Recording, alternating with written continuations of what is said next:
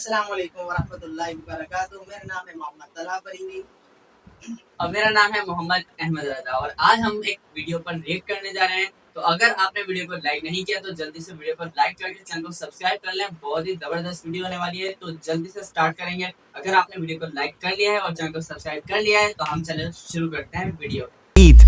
عید مبارک. عید مبارک. عید مبارک. اب ایک بار پھر دنیا کے 2 بلین مسلمان اپنا سب سے بڑا فیسٹیول عید منائیں گے, جس میں دنیا کے 57 کنٹریز, مطلب ان سارے کنٹریز میں بزنسز, سکولز, کورٹس سب کچھ بند ہو جائے گا. اور دنیا کے بڑے بڑے لیڈرز اس دن کی مبارکباد دیں گے. اور صرف یہی نہیں بلکہ دنیا کے بڑے بڑے بزنسز بالکل ہل کر رہ جائیں گے. لیکن کیوں؟ اس سب کے آخر ہونے کا مطلب کیا ہے؟ پوری دنیا میں یہ سب کچھ صرف اور صرف ایک انسان کی وجہ سے ہوگا, جس کا نام تھا ابراہیم علیہ السلام. آج سے تقریباً 4000 سال پہلے عراق کے علاقے اور میں ابراہیم علیہ السلام پیدا ہوئے. یہ اور کوئی عام سٹی نہیں تھی, بلکہ اس زمانے کی ایک بہت ہی سٹرونگ اور امپورٹنٹ سٹی تھی. اس کا اندازہ اس بات سے لگایا جا سکتا ہے کہ آج سے 4000 سال پہلے جب ابراہیم علیہ السلام اس سٹی میں آباد تھے, اسی ٹائم کا ایک ٹیمپل اس سٹی میں آج بھی موجود ہے, جسے زیگورات آف ار کہا جاتا ہے. یہ ایسی بلڈنگز ہیں جنہیں آج بھی بنانا بہت ہی مشکل اور مہنگا کام ہوگا. اور اسی بلڈنگ کی شیپ کو کاپی کر کے یونائٹڈ کنگڈم کی سیکرٹ ایجنسی MI6 نے اپنا ہیڈ کوارٹر بنایا. ابراہیم علیہ السلام کا اور سٹی میں پیدا ہونا ہزاروں سال تک صرف تورات میں لکھا ہوا تھا, لیکن آج سے تقریباً 100 سال پہلے 1930s میں سائنٹسٹ کو عراق کے اسی علاقے سے کچھ بہت ہی امپورٹنٹ ٹیبلٹس ملی, جن میں صاف صاف اسی اور سٹی کا بار بار ذکر ہے. سائنٹسٹ کو ان انسکرپشنز کے ساتھ ساتھ بہت سارے اور خزانے اور ٹریجرز بھی ملے. ان ٹیبلٹس کے انسپیکشن سے یہ بھی پتا چلا کہ یہ 4000 سال پرانے ہیں, مطلب ایگزیکٹلی ابراہیم علیہ السلام کے ٹائم کے آس پاس. ان بلڈنگز, انسکرپشنز اور خزانوں کو دیکھنے کے بعد اب دنیا کے بہت سارے سائنٹسٹ اس بات کو بھی مانتے ہیں کہ یہ سٹی اور اس زمانے کی دنیا کی سب سے پاورفل اور سب سے بڑی سٹی تھی. which means ابراہیم علیہ السلام کسی چھوٹے سے گاؤں میں نہیں, بلکہ اس وقت دنیا کی سب سے طاقتور سٹی میں پیدا ہوئے تھے.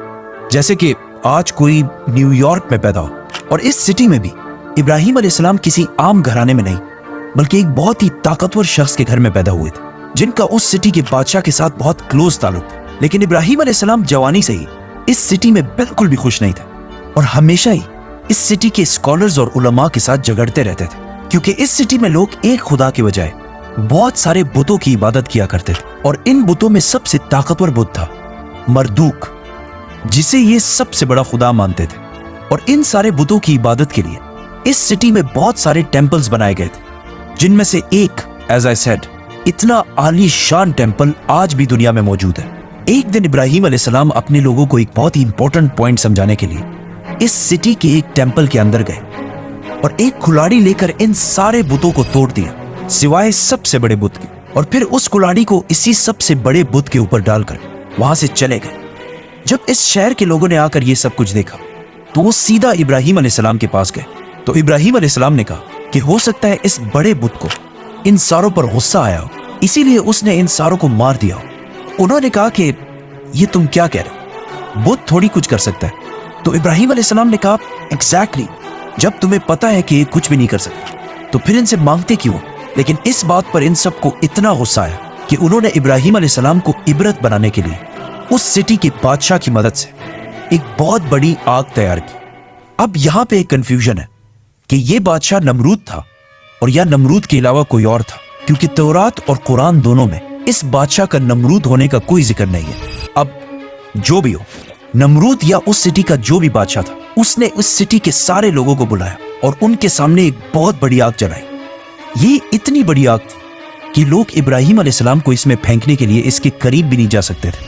اسی لیے انہوں نے ابراہیم علیہ السلام کو دور سے پھینکنے کے لیے ان کے لیے ایک کیٹاپلٹ یا ایسی ہی کوئی چیز تیار کی تاکہ انہیں دور سے پھینکا جا سکے. یہ سب کچھ اور سٹی کا ایک بہت بڑا کراؤڈ دیکھ رہا تھا, جو اس وقت دنیا کے سب سے طاقتور لوگ تھے. اور اس سارے کراؤڈ میں ابراہیم علیہ السلام کو سپورٹ کرنے والا کوئی بھی نہیں تھا سوائے ایک شخص کے, ابراہیم علیہ السلام کے بھتیجے لوط علیہ السلام, جو اسی کراؤڈ کے اندر موجود تھے. جیسے ہی ساری تیاریاں کمپلیٹ ہوئی تو آگ میں پھینکے جانے سے پہلے ابراہیم علیہ السلام نے صرف اور صرف ایک ہی بات کہی کہ میرے لیے صرف اللہ ہی کافی ہے.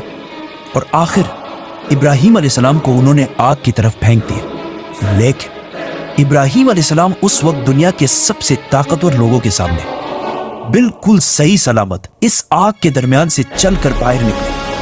یہ دیکھ کر اس سٹی کے سارے لوگ بہت حیران ہوئے کہ یہ کیسے ہو سکتا ہے. لیکن اس کے بعد یہ سارے لوگ اتنے ڈر گئے کہ انہوں نے دوبارہ کبھی ابراہیم علیہ السلام کو نقصان پہنچانے کی کوشش ہی نہیں. اس سب سے کچھ ہی عرصے بعد ابراہیم علیہ السلام اس علاقے کو چھوڑ کر اپنی بیوی سارہ اور اپنے بھتیجے لوط علیہ السلام کے ساتھ فلسطین، جسے اس زمانے میں کنعان کہا جاتا تھا، اس کی طرف روانہ ہوئے. پھر لوط علیہ السلام انہیں چھوڑ کر ایک دوسری سٹی کی طرف گئے اور وہاں جو ہوا اسے ہم پھر ایکسپلین کریں گے، تو سبسکرائب. لوط علیہ السلام کے جانے کے بعد ابراہیم علیہ السلام یہی فلسطین کے علاقے میں اپنی فیملی کے ساتھ رہنے لگے اور آہستہ آہستہ یہاں بہت اچھی طرح سٹیبل ہو گئے.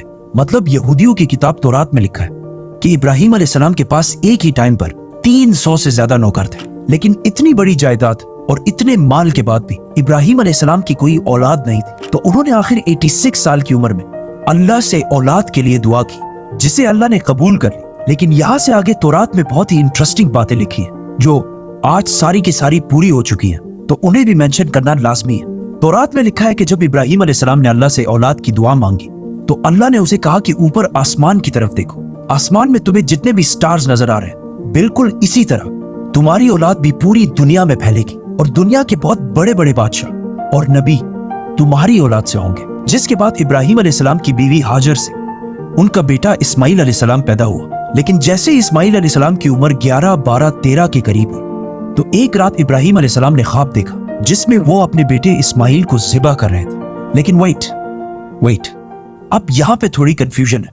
کچھ سکالرز یہ سمجھتے ہیں کہ یہ واقعہ فلسطین کنعان میں پیش آیا تھا، لیکن زیادہ تر سکالرز کہتے ہیں کہ یہ واقعہ مکہ میں پیش آیا تھا. So let's go with that.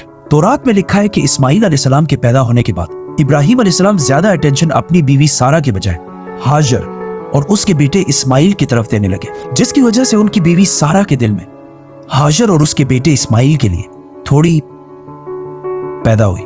لیکن قرآن میں صرف اتنا لکھا ہے کہ یہ سب ابراہیم علیہ السلام نے اللہ کے کہنے پر کیا تھا. ابراہیم علیہ السلام اپنی بیوی ہاجر اور اسماعیل کو لے کر فاران کے ڈیزرٹ کی طرف روانہ ہوئے، جسے آلموسٹ آج یہودی بھی عرب میں یہی مکہ کے آس پاس سمجھتے ہیں. فلسطین اور مکہ کے درمیان آلموسٹ 1400 کلومیٹر کا فاصلہ ہے، which means انہوں نے پیدل آلموسٹ 1 مہینے کا سفر کیا ہوگا، اور اگر گھوڑے یا اونٹ پر کیا ہو آلموسٹ 17 یا 18 دن لگے ہوں گے. ابراہیم علیہ السلام نے انہیں فاران کے ڈیزرٹ کے بالکل ایک خالی اور ویران جگہ پر لا کر چھوڑ دیا اور وہاں سے واپس فلسطین کی طرف روانہ ہوئے. ان کی بیوی ہاجر نے 2 بار پوچھا کہ آپ کیسے ہمیں ایسے اکیلا چھوڑ کر جا سکتے ہیں، جس پر ابراہیم علیہ السلام نے کوئی جواب نہیں دیا. تیسری بار انہوں نے پوچھا کہ کیا یہ سب کچھ اللہ کی طرف سے، تو ابراہیم علیہ السلام نے مڑ کر دیکھا اور کہا ہاں، اور پھر وہاں سے چلے گئے. اب اس کے کچھ ہی عرصے بعد ہاجر اور اسماعیل کے پاس پینے کا پانی بالکل ختم ہو گیا، اور اسماعیل علیہ السلام جو بالکل چھوٹے سے بچے تھے ان کی حالت پیاس سے بہت ہی خراب ہو گئی، جسے دیکھ کر ان کی ماں ہاجر مدد ڈھونڈنے کے لیے سب سے قریب والی پہاڑی صفا پر چڑھی، لیکن وہاں انہیں دور دور تک کوئی نہیں دکھا. پھر وہ وہاں سے واپس نیچے آئی اور دوسری پہاڑی مروہ پر چڑھی، اور اس طرح انہوں نے صفا اور مروہ کے درمیان 7 چکر لگائے. اللہ کو اس ماں کی اپنے بیٹے کو بچانے کی کوشش اتنی اچھی لگی کہ اس واقعے سے 4000 سال بعد آج بھی پوری دنیا سے لاکھوں لوگ اسی طرح صفا اور مروہ کے درمیان 7 چکر لگاتے ہیں.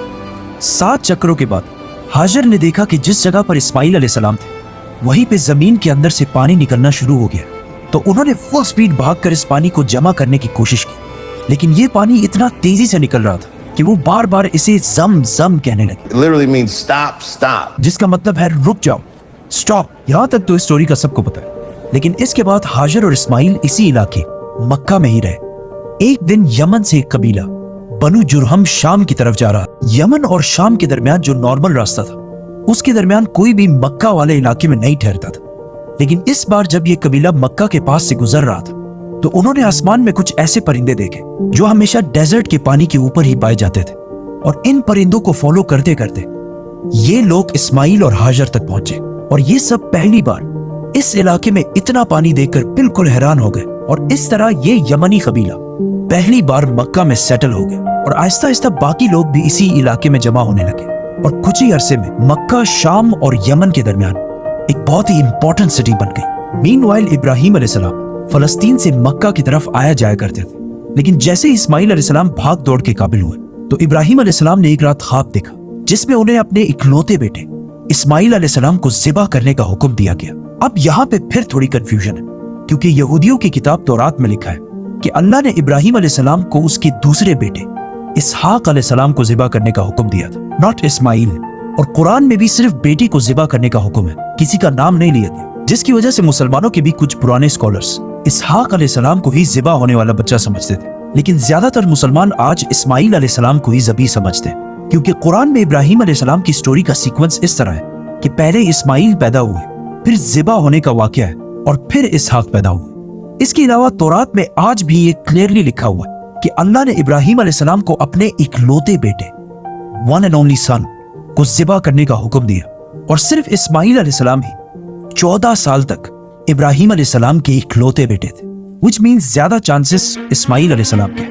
इब्राहिम अलैहिस्सलाम एक दिन फलस्तीन से मक्का की तरफ गए और अपने इकलौते बेटे, जिसे उन्होंने बहुत दुआओं से हासिल किया था, उन्हें अल्लाह के हुक्म के बारे में बताया, जिस पर इस्माइल अलैहिस्सलाम ने कहा कि आप बिल्कुल वैसा ही करें जैसा आपको हुक्म दिया गया। तो इब्राहिम अलैहिस्सलाम ने मक्का में अपने बेटे को ज़िबा करने के लिए रवाना किया। तो रास्ते में उन्हें शैतान ने रोकने की भी कोशिश की, लेकिन उन्होंने शैतान को कंकरियां मार के वहां से भगा दिया। इब्राहिम अलैहिस्सलाम के शैतान को मारने का ये एक्ट भी हर साल पूरी दुनिया के मुसलमान हज में कॉपी करते हैं। और जैसे ही इब्राहिम अलैहिस्सलाम ने इस्माइल अलैहिस्सलाम को ज़िबा करने के लिए लिटाया तो अल्लाह ने उन्हें उस एग्जैक्ट टाइम पर रोक दिया और उन्हें इस्माइल की बजाय एक मेंढा ज़बा करने को कहा, और साथ ये भी कहा कि तुम्हारी इस कुर्बानी को हम आने वाले सारी नेशंस में कायम रखें।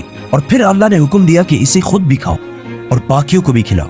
और इब्राहिम अलैहिस्सलाम की इसी एक्ट पिछले 1400 साल से मुसलमान बिल्कुल इसी तरह कॉपी करते हैं। मतलब हर कुर्बानी के 3 हिस्से किए जाते हैं, एक फैमिली के लिए, दूसरा रिश्तेदारों के लिए और तीसरा गरीबों के लिए।